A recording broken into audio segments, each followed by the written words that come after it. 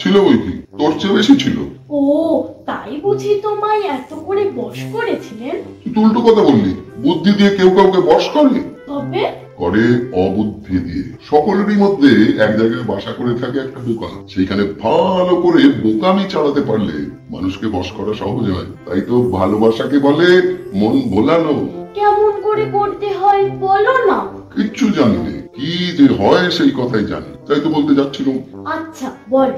আমার মধ্যে একটা কাঁচামি আছে, আমি সপ্তাহতেই অবাক হয়ে যাই। কিন্তু ওইখানেই পেয়ে বসেছি, সে আমাকে কথায় কথায় কেবল তাক লাগিয়ে দিই। কিন্তু রুমাসি তো তোমার যে ছোট ছিলেন। মন তো বছর খানেক ছোট, কিন্তু আমি তার বয়সের নাগাল পেতাম না। এমন করে আমাকে চালাতো যেন আমার দুধে দাঁত হতো। আমি তার কাছে হা করেই থাকতাম। ভারী মজা পাই কি, তার কোনো এক 7 মোহর রাজবাড়ি নিয়ে সে আমাকে ছাটিয়ে তুলেছে। কোনো ঠিকানা পাইনি, একমাত্র সেই জানতো রাজার বাড়ির সংখ্যা। আমি করতুম 3 নম্বর রিটার্ন। মাস্টারমশাইকে জিজ্ঞেস করেছি, মাস্টারমশাই হেসে আমার কান ধরে টেনে। জিজ্ঞেস করেছি রুকে, রাজবাড়িটা কোথায় বলো না। এই বাড়িতে। এই বাড়িতে কোথায় আমাকে দেখিয়ে দাও না।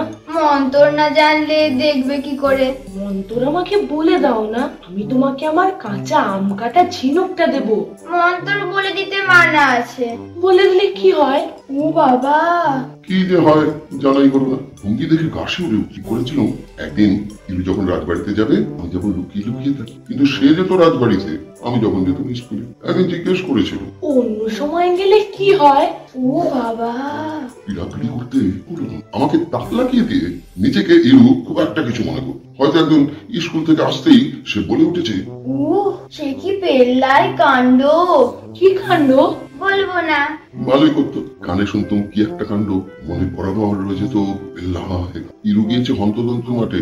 যখন আমি ঘুমোতো, কি রাজ ঘোড়া চড়ে বেড়ায়, মানুষকে কাছে উড়িয়ে নিয়ে যায় বেগের মতো। আমি হত্যালি দিয়ে বলে উঠতো, এ তো বেশ মজা। মজা বই কি। ও বাবা, কি বিপদ ঘটতে পারতো। শোনা হয় ইলু দেখেছে পরিদের ঘর কন্যা। সে বেশি দূরে নয়, আমাদের পুকুরের পুক পাড়িতে যে চিনেকট আছে, তার মোটা মোটা শিকড় গুলোর অন্ধকার সেটাতে ফুল তুলে দিয়ে বসে। তারা ফুলের মধু ছাড়া আর কি খায় না। ইলুর পরিবাড়িতে যাওয়ার একমাত্র সময় ছিল দক্ষিণের বারান্দায়, যখন নীলকমল মাস্টারের কাছে আমাদের পড়া করতে বসতে হতো। ইলুকে জিজ্ঞেস করতো, অন্য সময় গেলে কি হয়? পরীরা প্রজাপতি হয়ে উড়ে যায়। আর অনেক কিছু ছিল তার অবাক করার, কিন্তু সবচেয়ে চমক লাগতো ওই না দেখার। সে যে একেবারে আমাদের বাড়িতেই, হয়তো আমার সবার ঘরের পাশে। কিন্তু মন্তর জানি না যে প্রতিদিন দুপুরবেলায় ইলুর সঙ্গে গেছি আমতলায়, কাঁচা আম তুলে দিয়েছি, দিয়েছি তাকে আমার ভূমূল্য ঘষা দিয়ে স্বল্প দিয়ে বসে বসে খেয়েছে কাঁচা আম। কিন্তু মন্তরের কথা পারলেই, ও বাবা, তারপর মন্তর গেল কোথায়? ইলু গেল শ্বশুর বাড়িতে।